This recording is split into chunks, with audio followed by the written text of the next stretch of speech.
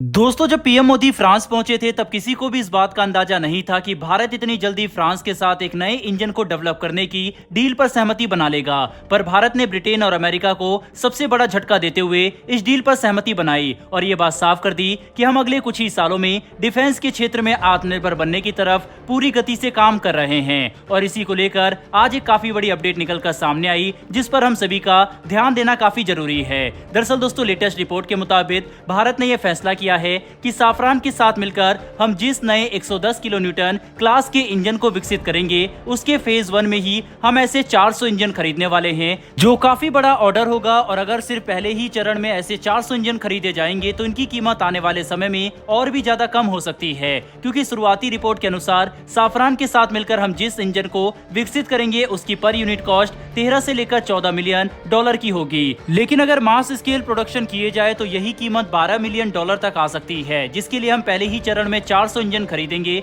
बता दें कि भारत ये बात पहले ही सोचकर चल रहा है कि इन इंजनों की कीमत एमका फाइटर विमान की टोटल कॉस्ट की 30% होनी चाहिए, जो इन्हें ऑपरेट करना न कि सिर्फ आसान बनाएंगे बल्कि इनका मेंटेनेंस और सर्विसिंग भी सस्ता होगा। ऐसे में ये कहना गलत नहीं होगा कि फ्रांस के साथ पार्टनरशिप करके इस नए इंजन को विकसित करने का आइडिया एक काफी बड़ा मास्टर स्ट्रोक है, जिससे हम अपने एयरक्राफ्ट इकोसिस्टम को काफी मजबूत कर सकते हैं। इसी बीच जहां एक तरफ भारत साफरान को 400 इंजन ऑर्डर देने की तैयारी में जुटा है, वहीं पर दूसरी तरफ अब साफरान भारत के अंदर एक काफी बड़े निवेश की तैयारी कर चुकी है, जो भारत में मौजूद राफेल और इस रीजन में ऑपरेट किए जाने वाले सभी राफेल फाइटर विमानों के लिए काफी बड़ी खुशखबरी है।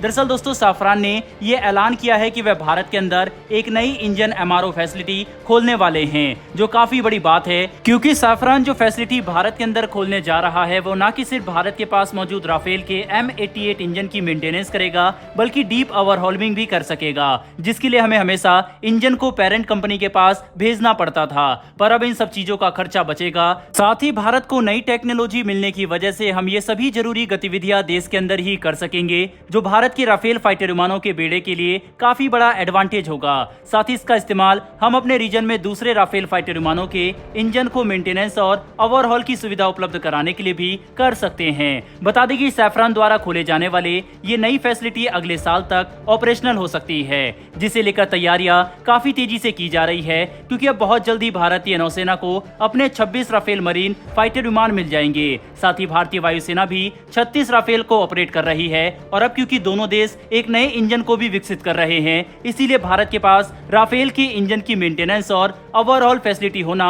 बहुत ही ज्यादा जरूरी था, जिसे देखते हुए साफरान का ये कदम भारत के लिए काफी बड़ी खुशखबरी है। बहरहाल दोस्तों, बढ़ते हमारे दूसरी खबर की तरफ, और ये खबर एयरबस से जुड़ी हुई है, जिसके तहत इस मेजर यूरोपियन एयरक्राफ्ट कंपनी ने अब भारतीय वायुसेना को अपने सबसे शक्तिशाली ट्रांसपोर्ट एयरक्राफ्ट में से एक का ऑफर दिया, जिसे लेकर ये कंपनी काफी सक्रियता से काम कर रही है। बता दें कि अगर भारतीय नौसेना ने एयरबस के इस एयरक्राफ्ट को चुन लिया तो उन्हें कई बिलियन डॉलर की डील मिल सकती है, जिसे लेकर एयरबस काफी सक्रिय है। दरअसल हाल ही में भारतीय वायुसेना ने लगभग 80 मीडियम ट्रांसपोर्ट एयरक्राफ्ट को खरीदने के लिए एक रिक्वेस्ट फॉर इंफॉर्मेशन पब्लिश की थी, जिसके तहत हम ऐसे एयरक्राफ्ट खरीदना चाहते हैं जो 18 टन से लेकर 30 टन का वजन उठा सके। और इसी वजह से एयरबस ने अपना A400M एयरक्राफ्ट आगे कर दिया, जो आज दुनिया में मौजूद कुछ सबसे अच्छे मिलिट्री मीडियम ट्रांसपोर्ट एयरक्राफ्ट में से एक है।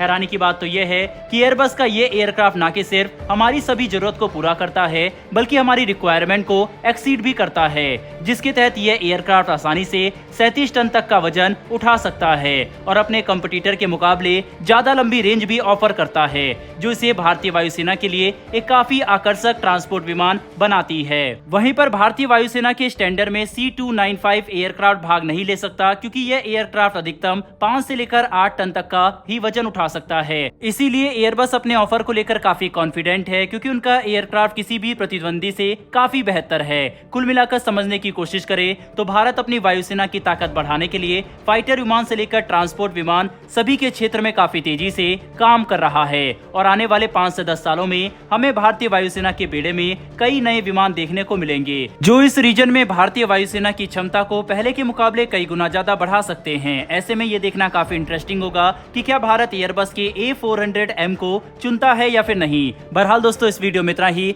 इन दोनों ही विषय के ऊपर आपकी क्या राय है, कमेंट बॉक्स में लिखकर जरूर बताइएगा। साथ ही हमारी आने वाली डेली डिफेंस से जुड़ी ऐसी वीडियो के लिए चैनल को सब्सक्राइब कर बेल नोटिफिकेशन जरूर दबा लें। फिर मिलेंगे ऐसी एक नई वीडियो के साथ। धन्यवाद। जय हिंद।